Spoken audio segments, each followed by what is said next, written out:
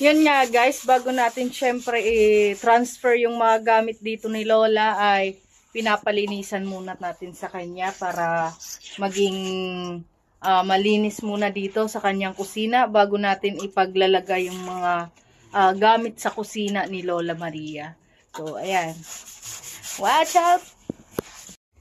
Hello guys! Welcome back sa ating YouTube channel at may good news ako sa inyo dahil na ipagawa na natin naipatransfer na natin ang pintuan ni Lola dito sa kanyang sa kabila para hindi na natatakot si Lola na baka nakawin yung kanyang mga kagamitan sa kusina. Kaya bago yan, lilinisin muna natin yung kusina niya at para mai-transfer natin yung mga kagamitan niya dito at hindi na masikip doon sa loob ng higaan niya.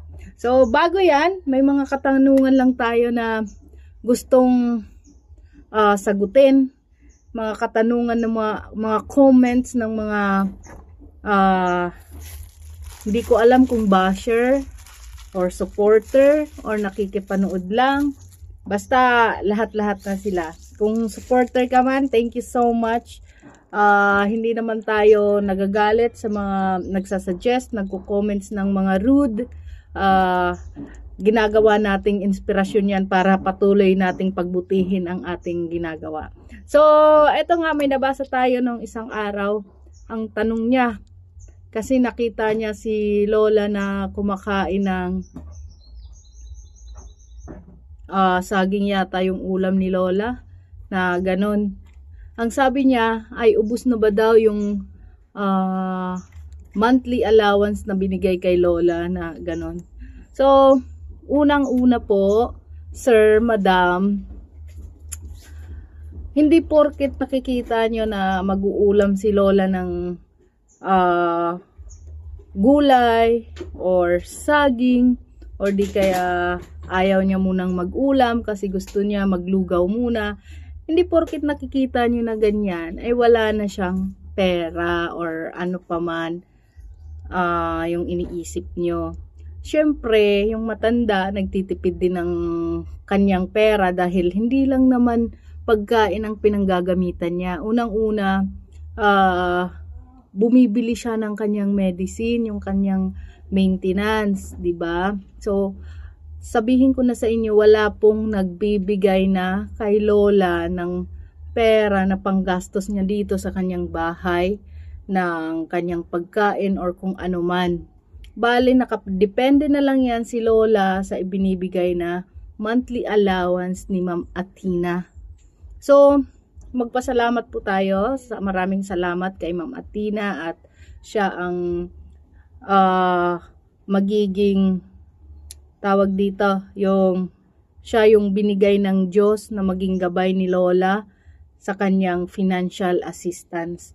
So, dahil dyan ay mabubuhay si Lola nang hindi nag-aalala ng kanyang kakainin at saka kanyang maintenance ng mga gamot, vitamins.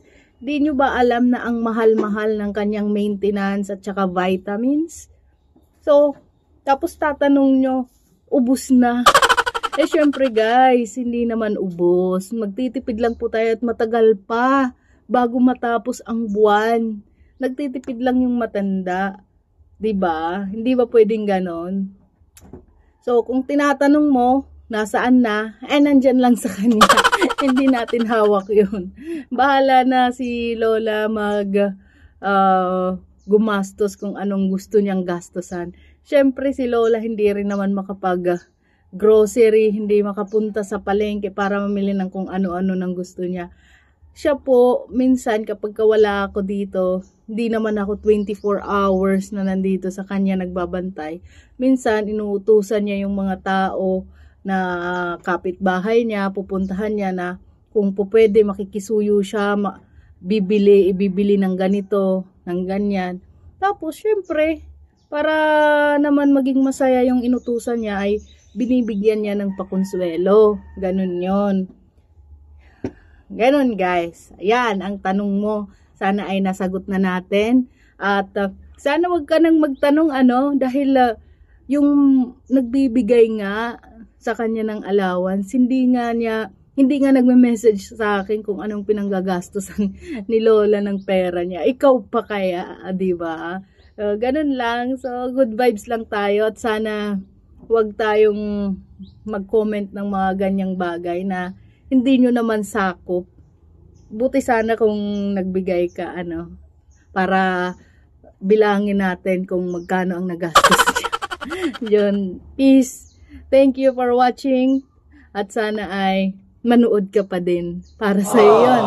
So, number 2. May nabasa rin na naman tayo na comments. Mga comments. Yun. Nabasa natin.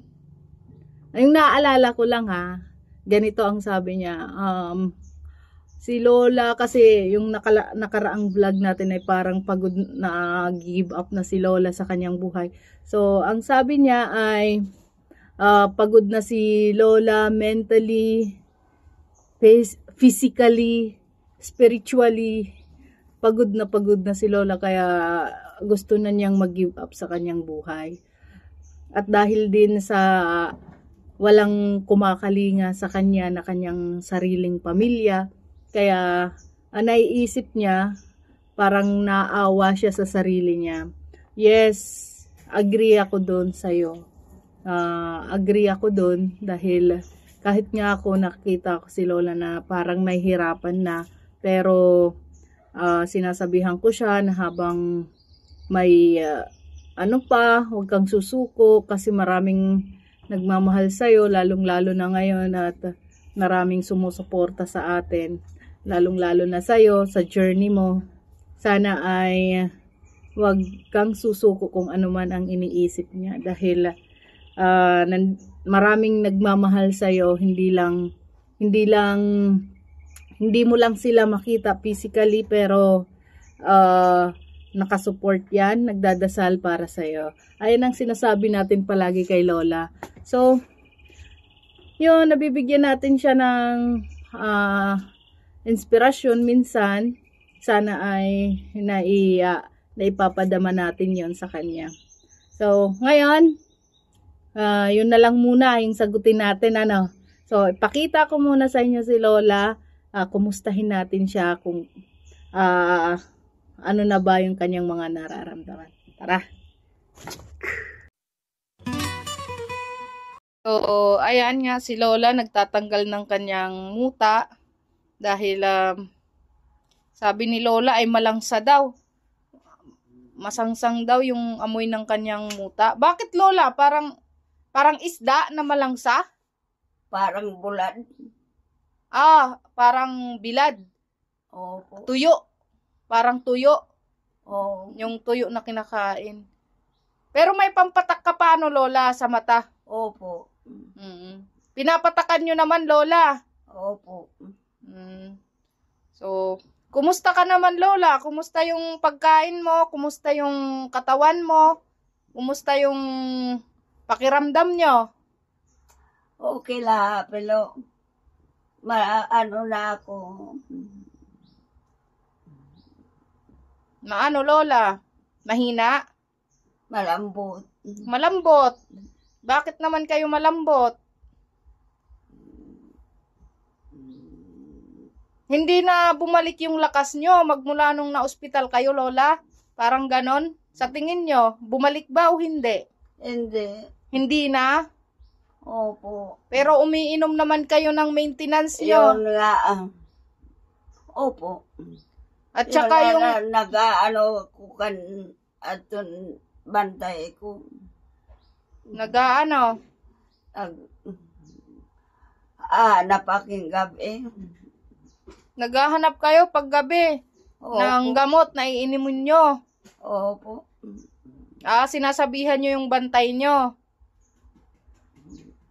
Yung vitamins nyo, marami pa, Lola? Oo. Kasi dalawa yung klaseng vitamins niya. Tsaka marami siyang maintenance. 3 yata yung iniinom na maintenance ni Lola. Hindi lang pang high blood. Mayroon pa yung maintenance niya talaga. Tsaka mga vitamins. So, okay ka naman, Lola? Okay. So, ayan. One debt to society later.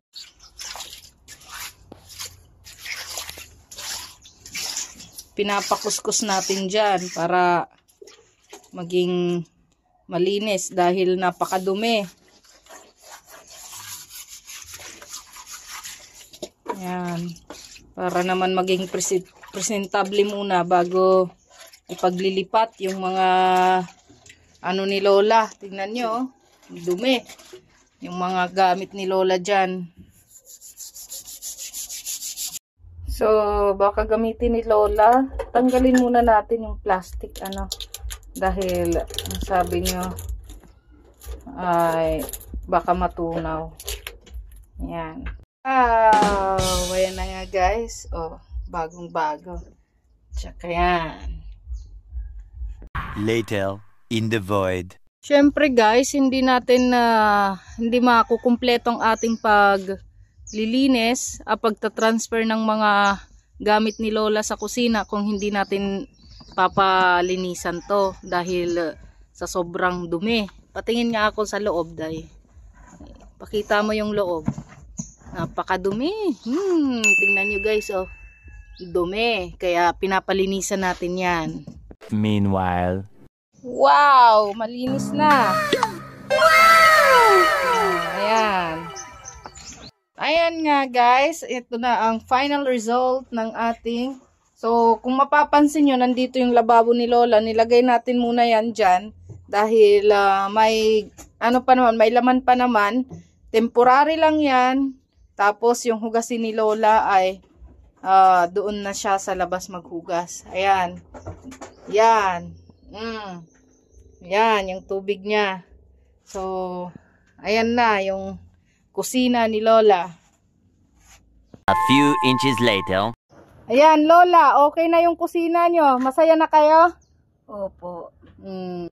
Ayan, ma-organize na yung mga gamit nyo dahil hindi na kayo mangangamba dahil may pintuan na kayo, Opo. So, ipakita na natin, guys, yung pinakaantay nyong pintuan. Ito, oh. Ayan, nandito na yung pintuan ni Lola. Ayan, nandito na siya. Pasok mo dito. Ayan. Diyan mo siya isasara. Ayan, oh. May lock din si Lola dyan. Ayan.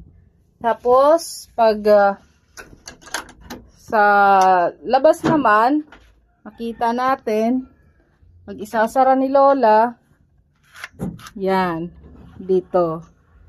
Yan, may susi lang si Lola dyan. So, ayan nga, guys, hanggang dun lang ang ating vlog for today at sana ay lagi kayong manonood. Don't forget to like, comment, and subscribe. Thank you! Bye-bye!